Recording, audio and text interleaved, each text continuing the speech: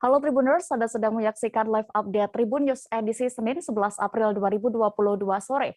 Seperti biasa, kami akan sajikan informasi terkini dari berbagai daerah yang akan dilaporkan secara langsung oleh reporter kami di lapangan. Bersama saya Diamita, kurang lebih 1,5 jam ke depan inilah live update selengkapnya. Kita mulai di kabar pertama Tribuners, Jalan Handil Tura yang menghubungkan Kecamatan Anjir Pasar menuju Marabahan, Kabupaten Barito, Kuala, mengalami kerusakan parah. Jalan ini sudah beberapa tahun terakhir dikeluhkan warga Kalimantan Selatan lantaran belum ada perbaikan secara menyeluruh. Kondisi jalan pun penuh lubang dan makin parah jika diguyur hujan karena di sejumlah titik digenangi air. Bagaimana pantauan di sana selengkapnya dan keadaan jalan di sana juga akan dilaporkan reporter kami dari Banjarmasin Pos. Ada rekan M. Tabri yang sudah terhubung bersama kami. Silakan dengan laporan Anda.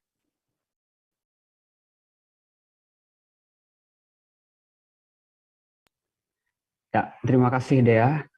Tribuners dapat dikabarkan bahwasanya Jalan Handil Tura yang ada di Kecamatan Anjir Pasar menuju Marabahan yang berjarak sekitar 25 km itu mengalami kerusakan yang terbilang parah. Kondisi ini cukup dikeluhkan masyarakat sekitar dan juga pengendara yang melintas di beberapa tahun terakhir. Karena belum ada perbaikan secara menyeluruh. Meskipun ada perbaikan namun masih tidak bisa dikatakan maksimal karena hanya mampu bertahan beberapa waktu kemudian rusak kembali. Ya, kondisi ini sendiri telah diketahui banyak masyarakat, kemudian juga dari pihak DPRD Provinsi Kalimantan Selatan telah melakukan peninjauan ke lokasi dan nampaknya jalan ini tahun ini akan diperbaiki. Namun dari jarak 25 km hanya bisa dianggarkan sekitar 2,7 miliar rupiah untuk perbaikan di 1 kilometer awal. Karena di sana bagian yang paling cukup parah rusak dan juga kawasan terbilang padat penduduk. Hal-hal yang dikeluhkan masyarakat sendiri di jalan ini ketika terik matahari, maka kondisinya akan berdebu. Kemudian ketika diguyur hujan, maka di sana akan ditemukan banyak genangan air atau lubang-lubang yang terisi air. Sehingga sedikit banyaknya mengganggu aktivitas masyarakat sekitar dan juga para pengendara. Sementara itu diketahui juga anggaran yang terbilang kecil untuk jalan yang cukup panjang ini dari DPRD Provinsi Kalimantan Selatan, tepatnya di bagian Komisi 3, akan terus mengupayakan bisa melakukan perbaikan jalan ini dengan skala yang lebih besar dari yang ada ini. Karena dengan cara maksud saya dengan cara mencari peluang-peluang pada proyek-proyek APBN anggarannya. Karena jika hanya mengandalkan dari APBD provinsi itu masih belum bisa maksimal. Hal ini memang cukup beralasan juga dari anggota DPRD Komisi 3 tersebut bahwasanya Kabupaten Barito Kuala salah satu daerah yang bakal menjadi penyangga IKN yang akan datang.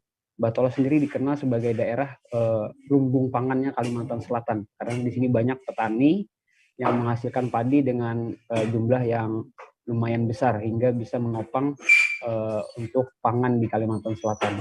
Ya, seperti itu mungkin yang dapat dilaporkan. Baik, terima kasih rekan M. Tabri untuk laporan Anda. Selamat bertugas kembali. Kita beralih ke Jawa Barat Tribuners. Bupati Bogor Ade Yasin mengunjungi keluarga bocah yang menjadi korban kekerasan di Desa Ragajaya, Kecamatan Bojonggede. Dalam kunjungan tersebut, ibu korban mengaku trauma dan ingin segera pindah rumah. Ade Yasin pun berjanji akan berupaya membantu keluarga korban untuk segera pindah rumah. Selengkapnya akan dilaporkan rekan Naufal Fauzi, reporter Tribun Bogor yang saat ini sudah bergabung bersama kami di sana. Silakan dengan informasi Anda. Baik, rekan Dea dan juga rekan-rekan Tribuners, kami informasikan bahwa Bupati Bogor Ade Yasin mengunjungi keluarga korban kekerasan anak yang masih berusia 8 tahun yang beberapa hari yang lalu sempat heboh karena diikat dan disetrika oleh ayah tirinya di Desa Ragajaya, Kecamatan Bojonggede, Kabupaten Bogor.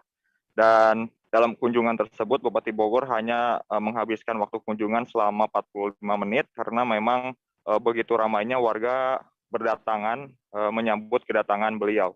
kami juga berkesempatan untuk melihat kondisi korban yang masih berusia 8 tahun ini, yang mana pantauan kami korban terpantau sudah bisa berbaur dengan masyarakat sekitar dengan keramaian, dan yang bersangkutan juga bisa berkomunikasi dengan lancar, seperti ketika ditanya cita-cita, yang bersangkutan sempat mengaku ingin menjadi seorang polisi.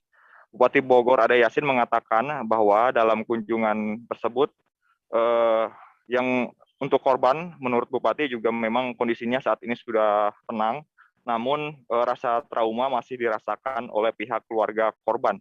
Hal ini diakui oleh ibunda korban, yang mana dia ini mengadu kepada Bupati bahwa dia ingin segera pindah rumah kontrakan karena rasa trauma yang dia alami.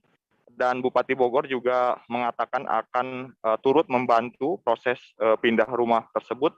Namun hal itu menurutnya baru bisa dilakukan setelah nanti proses penyelidikan atas kasus kekerasan anak ini selesai dilakukan oleh pihak kepolisian. Dan dalam kunjungan itu, Bupati Bogor juga sempat membahas terkait masa depan korban kekerasan ini, yang mana Bupati menawarkan kepada pihak keluarga anaknya tersebut, korban ini, untuk dimasukkan ke pondok pesantren dengan biaya dijamin oleh Bupati Bogor Ade Yasin.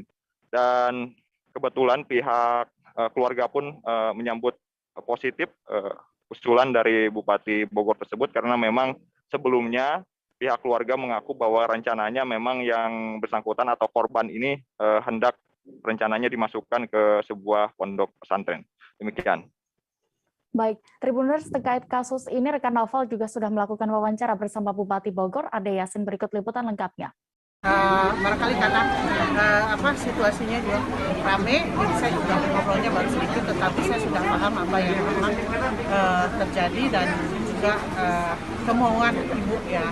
Jadi urusan kekerasan dalam rumah tangga itu bukan urusan domestik lagi atau urusan rumah tangga lagi, tetapi ini urusan masyarakat. Apabila masyarakat ini yang harus ya diketahui oleh Pak RT, Pak RW, dan Pak Lurah juga seluruh jajaran, kalau ada kekerasan dalam rumah tangga itu sudah masuk ke ranah hukum, artinya sudah menjadi delik aduan. Boleh melaporkan, harus dilaporkan kepada pihak berwajib. Jangan dianggap ini adalah persoalan rumah tangga biasa. Karena kalau kondisinya begini seperti anaknya yang kena, ini kan kasihan. Jadi tadi juga ibunya menyatakan bahwa ingin pindah dari sini. Saya akan upayakan untuk pindah, untuk kita fasilitasi untuk mengontrakan rumah yang baru ya, karena di sini katanya trauma. Tetapi tidak secepat begini juga karena masih dalam penyelidikan polisi. Kalau setelah penyelidikan polisi baru dibolehkan untuk pindah dan nanti kita urus kepindahannya. Untuk kondisi anaknya sendiri gimana, Bu? Kondisi anaknya sekarang sudah baik-baik, agak baik ya. Mereka sudah tenang gitu ya. Karena di sini juga didampingi dari Dinas Sosial dengan trauma healing, dari KPAD juga turun, dan dari dinas terkait juga semua turun untuk menangani ini. Kita upayakan tidak terjadi lagi kejadian seperti ini.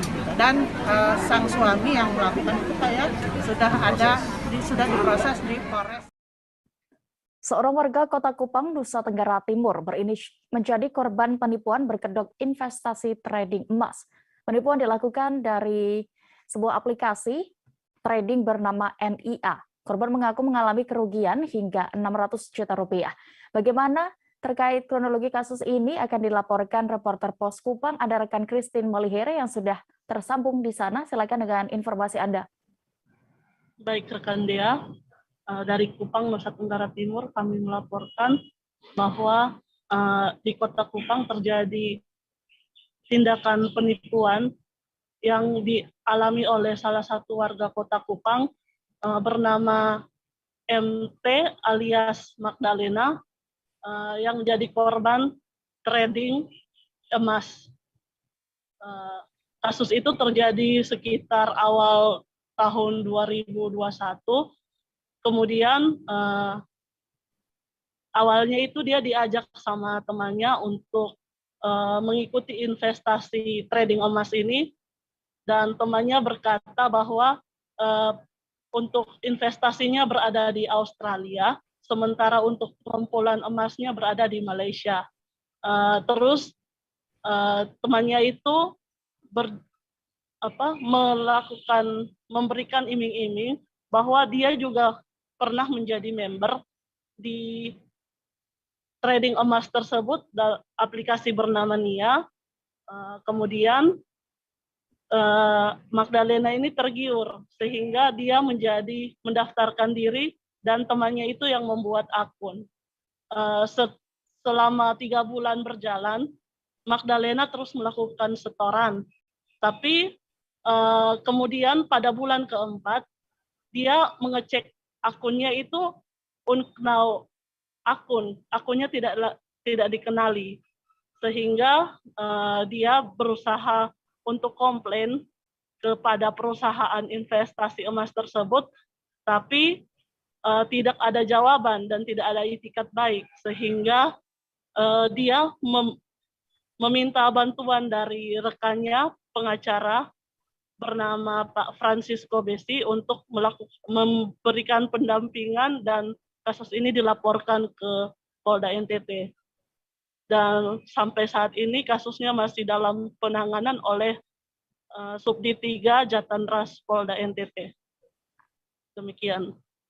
Baik, Tribuners, untuk keterangan lebih lengkapnya, jurnalis kami juga sudah melakukan wawancara bersama penasihat hukum dari korban, Francisco Besi. Berikut liputan lengkapnya.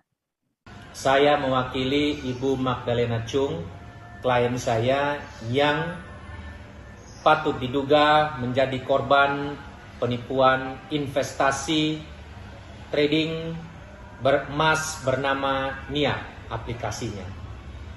Awalnya di pertengahan tahun 2021 beliau mengikuti investasi tersebut selama 3 bulan dan total kerugian yang beliau alami kurang lebih sekitar 600 juta rupiah.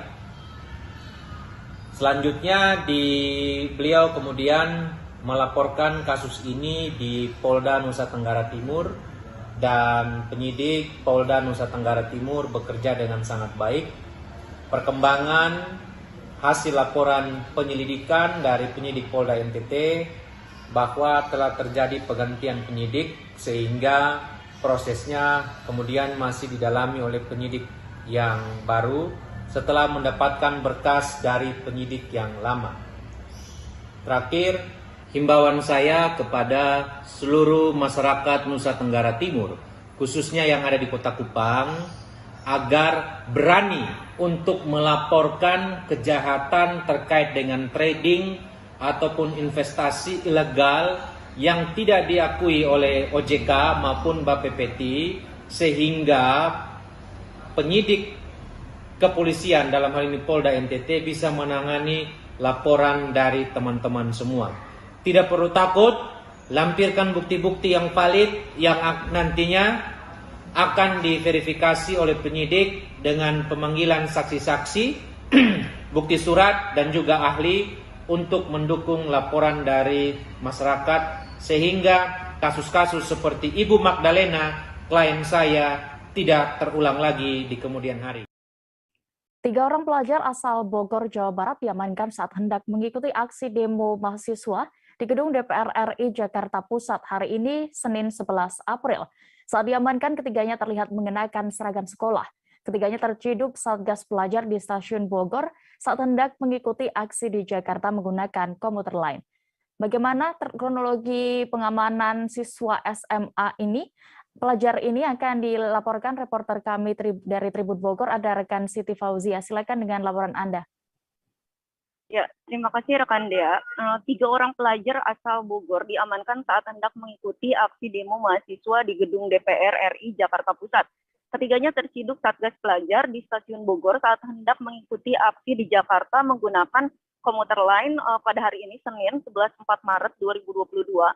Terpantau ketiganya terlihat mengenakan seragam sekolah. 3 pelajar itu terdiri dari 2 orang laki-laki dan 1 orang perempuan.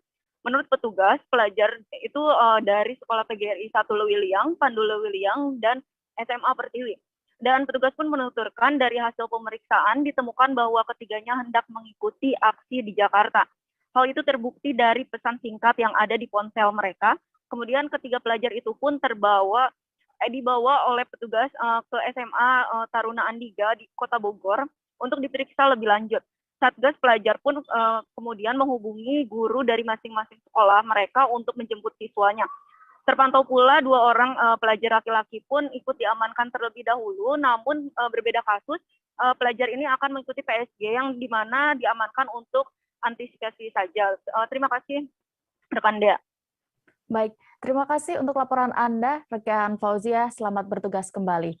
Ratusan mahasiswa menduduki kantor DPRD Kota Sorong, Papua Barat. Massa terdiri dari beberapa perguruan tinggi dan organisasi kepemudaan atau OKP di Kota Sorong. Massa aksi masuk ke dalam halaman kantor DPRD Kota Sorong dan melakukan orasi di sana. Selengkapnya dan juga bagaimana pantauan terkini di sana, kami sudah terhubung dengan reporter Tribun Papua. Silakan rekan Safwan Asari dengan laporan Anda. Ya, baik. Dea dan juga Tribuners dimanapun Anda berada, hari ini dapat saya kabarkan dari Kota Sorong, Papua Barat, bahwa terkait dengan aksi nasional yang digelar oleh seluruh mahasiswa di Indonesia, termasuk salah satunya yakni di Kota Sorong pada hari ini, sejumlah massa yang tergabung dalam aliansi mahasiswa dan juga sejumlah organisasi yang ada di organisasi kepemudaan yakni HMI dan OKP lainnya di Kota Sorong menggelar aksi di sejumlah titik hingga terpusat di kantor DPRD Kota Sorong itu sendiri, dan terpantau sejak pagi tadi masa aksi menggelar mengumpul massa di salah satu kampus di Kota Sorong dan bergerak menuju ke kantor DPRD Kota Sorong sekitar pukul 10 lebih waktu Indonesia Timur, dan setibanya di simpang 3 kilo 10 kilo 10 distrik Sorong Timur, Kota Sorong, langsung masa aksi terpantau menggelar sedikit panggung orasi di simpang 3 kilo 10 tersebut, dan masa aksi lanjut melaksanakan perjalanan menuju ke kantor DPRD Kota Sorong, dan terpantau sejak pukul 2 masa aksi langsung masuk dan menggelar aksi di dalam gedung di halaman gedung DPR. Berdasarkan informasi yang kami peroleh, masa aksi sempat melaksanakan audiens dengan beberapa pimpinan, beberapa anggota DPRD Kota Sorong sendiri. Namun tuntutan awalnya masa aksi harus menemui pimpinan, dalam hal ini Ketua DPR. Namun sampai aksi beberapa jam menggelar aksi di kantor DPR Kota Sorong, tidak menemui pimpinan DPRD, maka masa aksi langsung melaksanakan orasi hingga beberapa jam di depan kantor DPRD sembari menunggu, namun tidak ditemui oleh Ketua DPRD Kota Sorong, dan masa aksi beberapa menit kemudian melaksanakan konsolidasi dengan beberapa OKP dan juga perguruan tinggi, pimpinan perguruan tinggi, khususnya untuk organisasi mahasiswa yakni BEM, dan sekitar pukul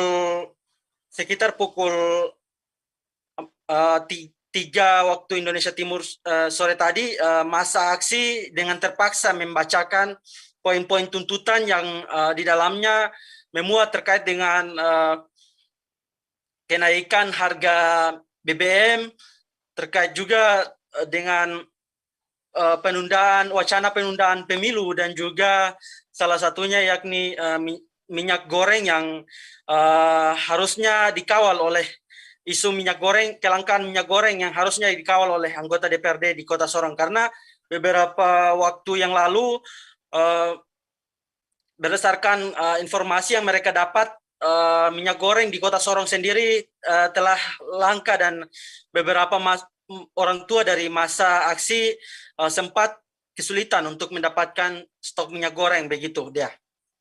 Baik, terima kasih rekan Savan untuk laporan Anda dari Kota Sorong, Papua Barat. Selamat kembali bertugas. Kami jeda sejenak, Tribuners, tetaplah di live update Tribun News. Oke, apa kabar Bang Aris di sini untuk strateginya? Kalau saya sendiri di Jumit 37 ini yang semalam baru mulai, Apa yang saya dirasakan udah Kapten Hitam? Sebenarnya aku nggak ngerasain penangkapan atau penggerebegan atau apapun itu. Karena gini loh, posisinya aku Kriteria. lagi main. Jadi kita mengenal disebut dengan stroke yang tidak berdarah dengan stroke yang berdarah. Stroke yang tidak berdarah itu biasanya ditandai dengan adanya penyumbatan. Kalau itu terjadi di sini mungkin pikirnya tidak ke situ kali ya. Tapi kalau di Korea atau di Kamboja itu ada beberapa paper yang Saya itu Mas, dulunya tukang koran. Oh gitu ya. Tukang koran. Ya, saya baca itu Pak. Tuh kan, pernah baca kan? Jadi kalau saya jadi pangdam, itu udah bersyukur banget. Si anak ini dijadikan sebagai tersangka begitu. Ya, kalau ini kita bicara yang di luar kasus Bongombo ya. Dengan nama hujan shower, di mana terdapat batas jelas antara daerah hujan dan tidak hujan yang biasanya terjadi pada fase awal mature stage atau tahap berbahaya dewasa. itu Kang. Jadi mulai artinya terjadinya perlembekan. Nah itu untuk penetrasi akan sulit. Gitu ya. Dok, saya ini Menurut saya memang tidak mudah, bukan urusan tanah diambil. Kalau misalnya Amerika Serikat sekarang, Rasulullah mengatakan di dalam sebuah hadis bahwa berpuasa di 6 hari Syawal itu. Oke, apa kabar Bang Aris di sini untuk strateginya?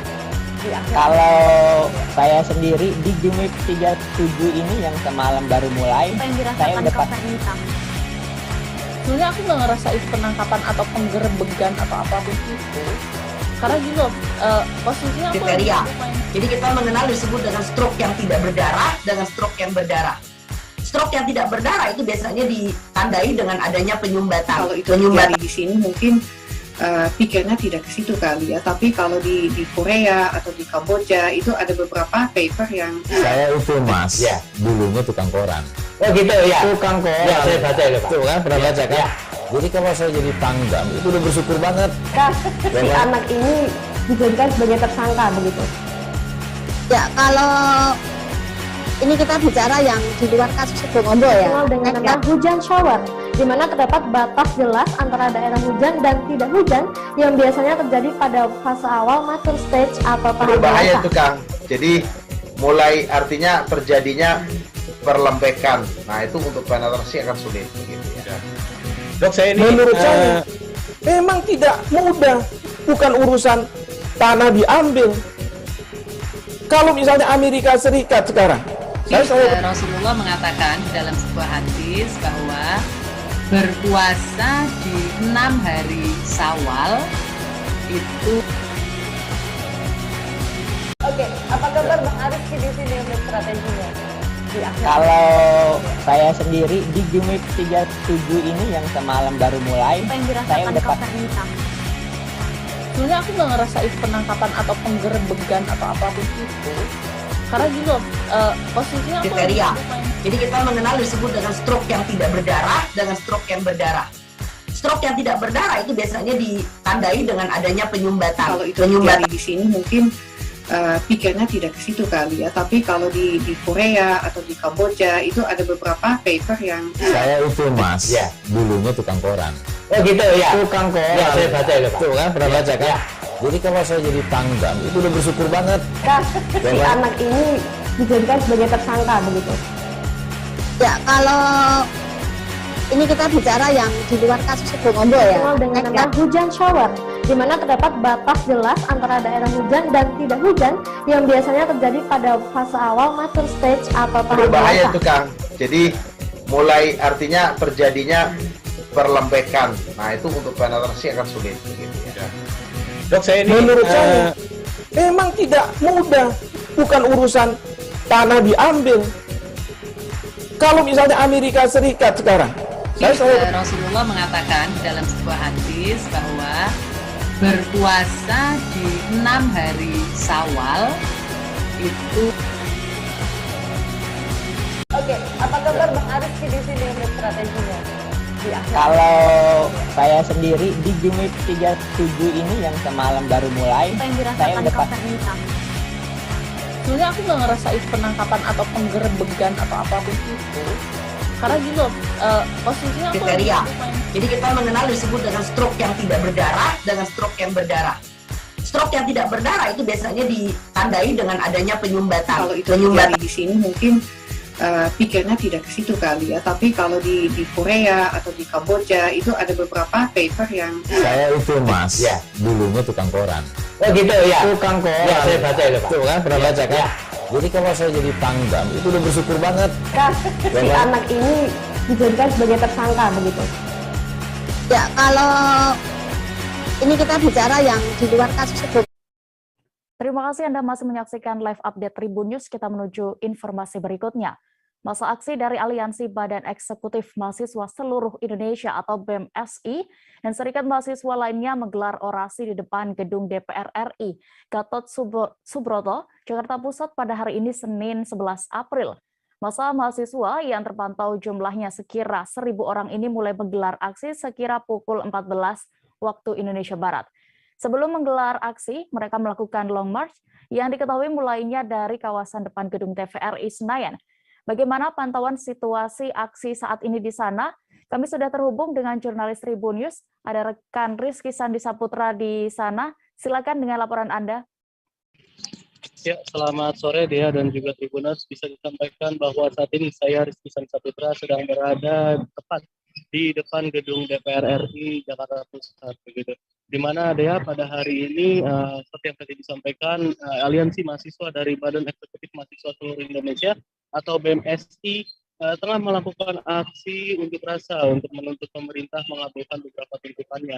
Di mana dalam tuntutan ini mereka meminta adanya penundaan atau wacana penundaan pemilu dan juga presiden periode 3 periode gitu untuk dibatalkan dan dihapuskan. Jadi mereka juga meminta kepada pemerintah untuk menstabilkan harga bahan pokok seperti halnya minyak goreng dan juga terutama bahan bakar minyak dalam hal ini Pertamax begitu. Mereka juga meminta beberapa tuntutan lain yang dimana mereka kata dia alasan menggelar aksi di depan gedung DPR ini karena gedung DPR merupakan rumah rakyat dan mereka akan menyampaikan itu langsung kepada perwakilan rakyat. Sebagaimana informasi Dea, sejatinya aksi ini digelar di kawasan istana begitu yang tepatnya di kawasan Patung Kuda. Hanya saja pada H-1 aksi tersebut digelar, BEMSI memutuskan untuk memindahkan lokasi aksi. Dea, bisa disampaikan dan juga Tribuners bahwa aksi yang melibatkan mahasiswa BEMSI dalam hal ini tadi sempat ricuh gitu dikarenakan adanya diduga penyusup di luar aliansi mereka yang memasuki barisan masa aksi.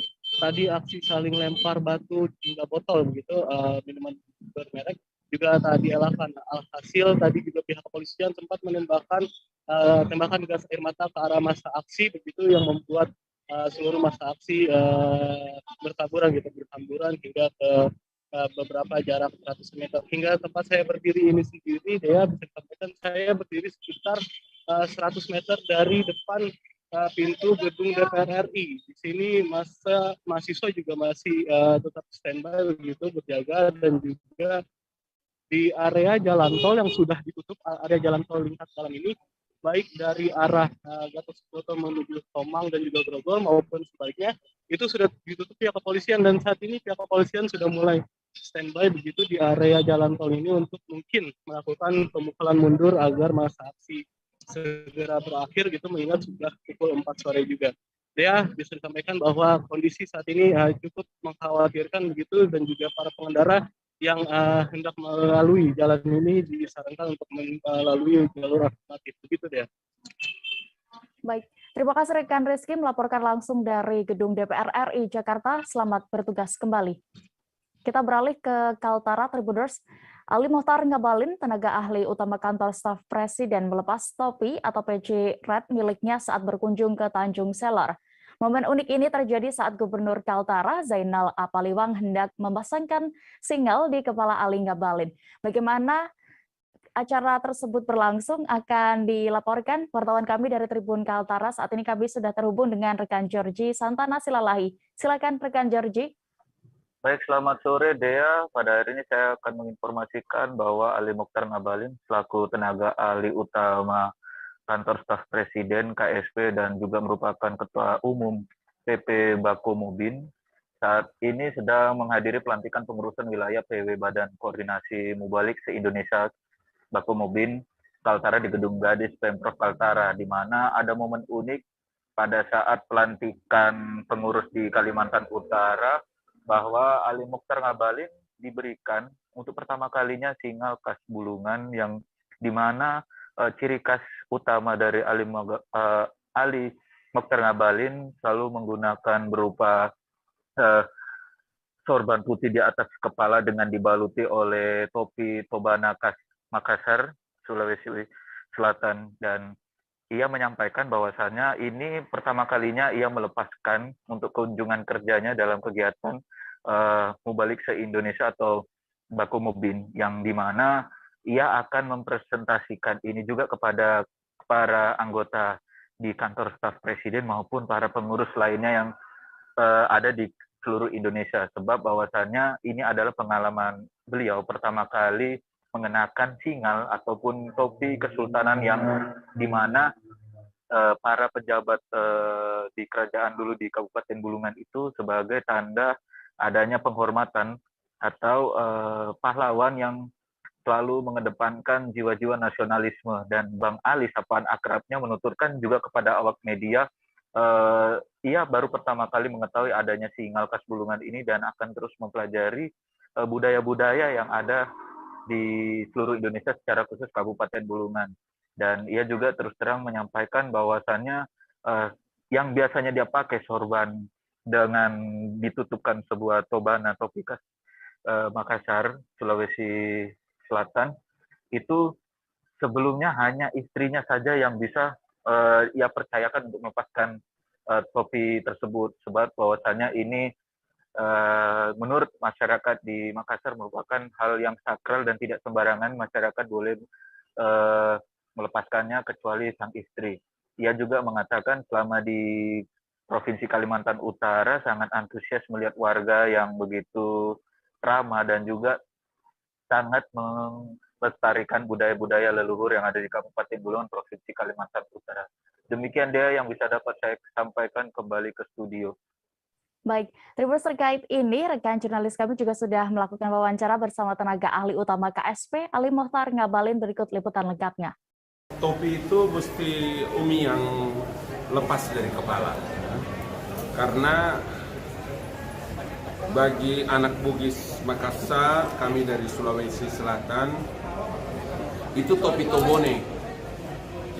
Kalau orang melihat Bang Ali pakai topi itu, kemudian banyak yang senang, banyak yang suka, itu karena dipasang oleh istri. Makanya tidak bisa dilepas, kecuali istri perempuan yang lepas. Tapi ini topi yang dipakai oleh para punggawa-punggawa, para pejuang, para leluhur-leluhur dahulu di Bulungan, kan? Pakai ini topi. Jadi di Tanjung Selor kita harus pakai ini sebagai bukti satu bentuk apa sejarahnya. Tapi saya percaya bahwa tidak mungkin orang memasang di kehormatan ini di kepalanya tanpa punya sejarah hebat. Ada success story yang selalu menjadi simbol bagi orang-orang di Bulungan, Tanjung Selor, atau di Kalimantan. Aksi unjuk rasa mahasiswa juga terjadi di depan Gedung Sate, Kota Bandung, Jawa Barat pada hari ini, Senin 11 April 2022. Masa aksi menduduki jalan Diponegoro sehingga arus lalu lintas dialihkan ke jalan sekitarnya. Setelah berunjuk rasa di depan Gedung Sate, mereka pun berorasi di depan Gedung DPRD Jawa Barat. Bagaimana situasi terkini di sana dan apa saja tuntutan masa aksi di sana akan dilaporkan wartawan Tribun Jabar. Saat ini kami sudah terhubung dengan rekan Syarif Abdussalam. Silakan, rekan Syarif. Ya, selamat sore rekan Dea dan Tribuners. Ya, saya melaporkan dari Gedung Sate Kota Bandung.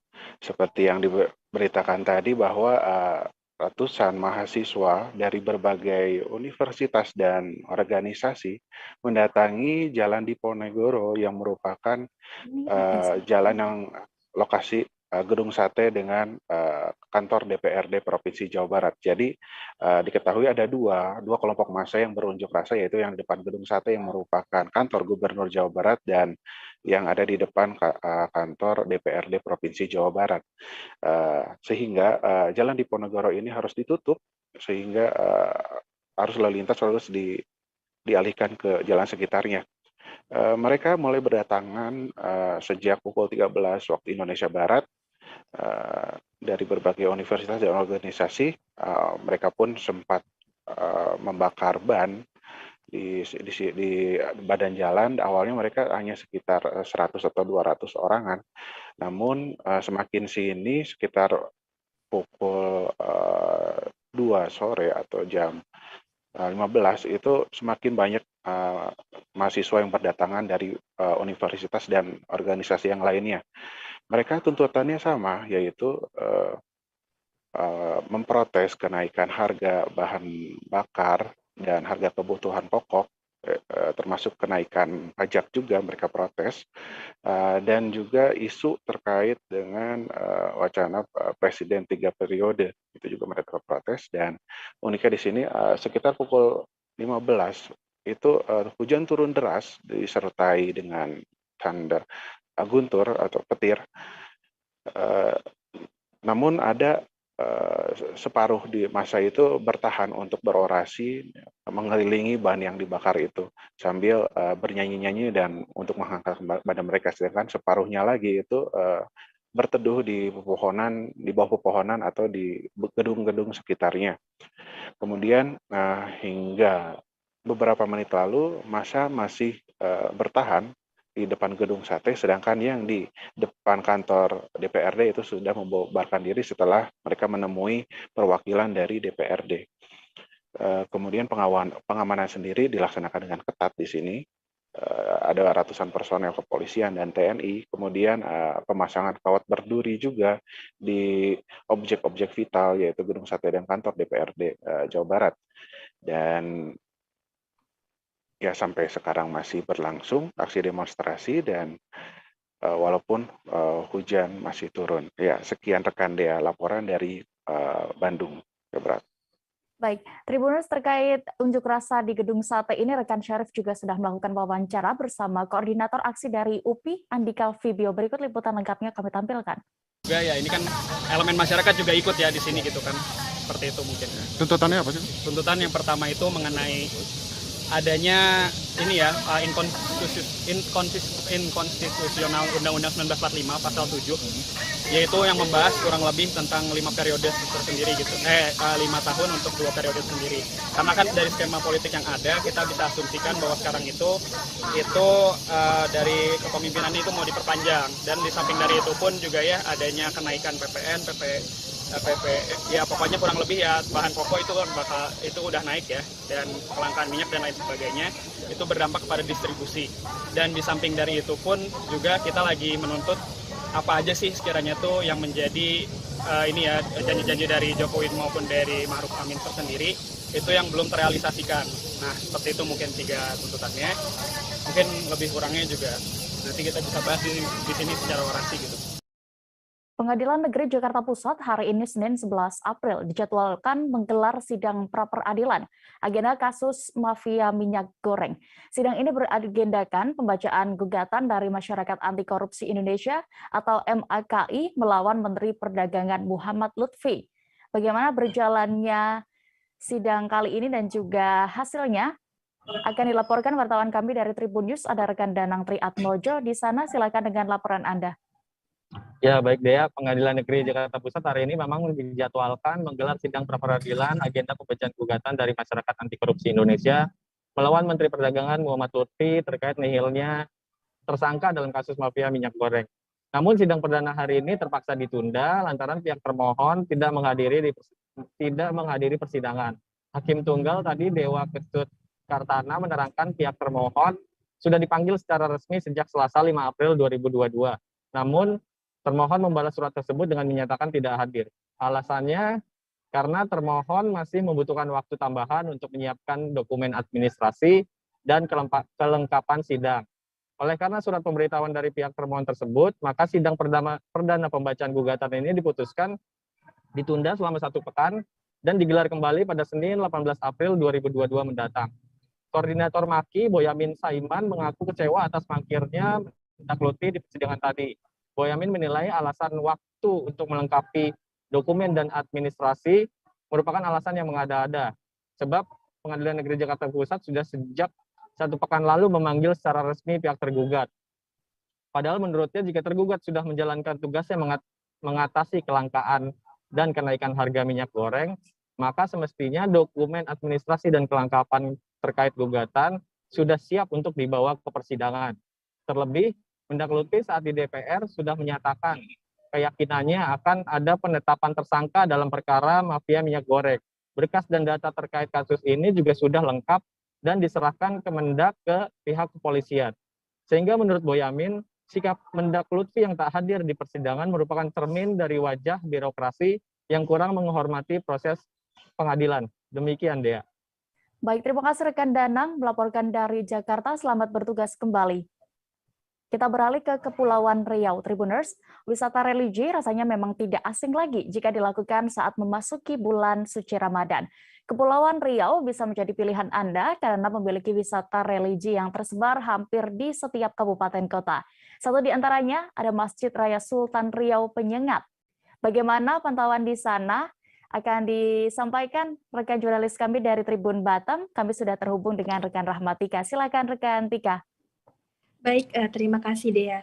Dapat diinformasikan bahwa Masjid Sultan Raya Riau Penyengat ini biasa dikenal oleh masyarakat adalah Masjid Penyengat, berada di Pulau Penyengat, tepatnya di Provinsi Kepulauan Riau. Nah, Masjid Penyengat ini kononnya berdiri ratusan tahun lalu, itu sekitar tahun 1837. Di mana masjid ini berdiri di bawah kepemimpinan saat itu Sultan Abdurrahman. Nah, masjid yang berada atau terletak di Pulau Penyengat ini konon dinobatkan sebagai pulau perdamaian dunia pada zaman dahulu. Nah, Masjid Penyengat ini kabarnya juga dibangun menggunakan putih telur.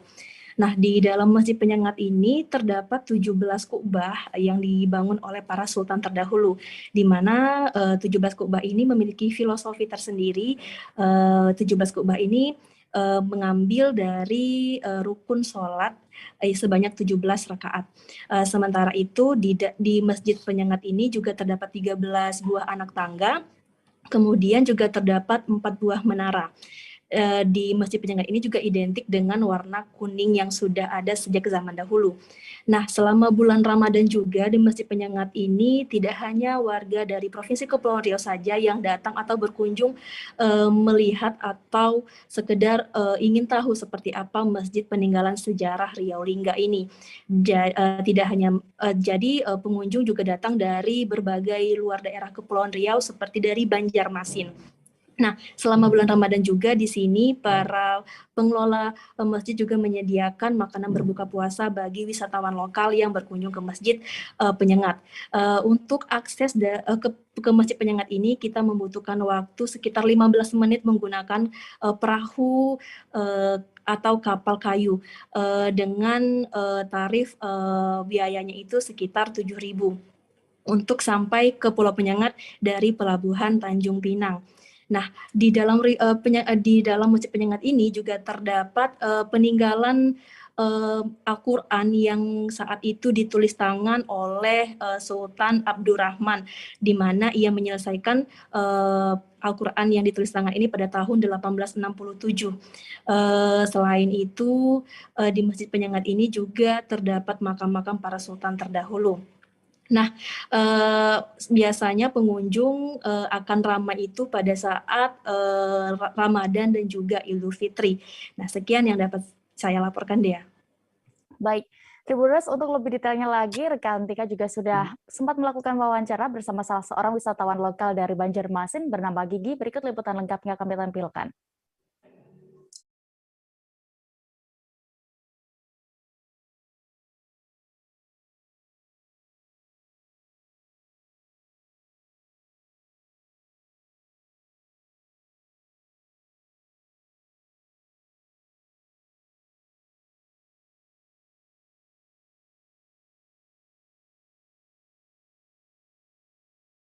Tribuners, kami masih akan menyajikan informasi pilihan lainnya hanya di live update seusai jeda berikut.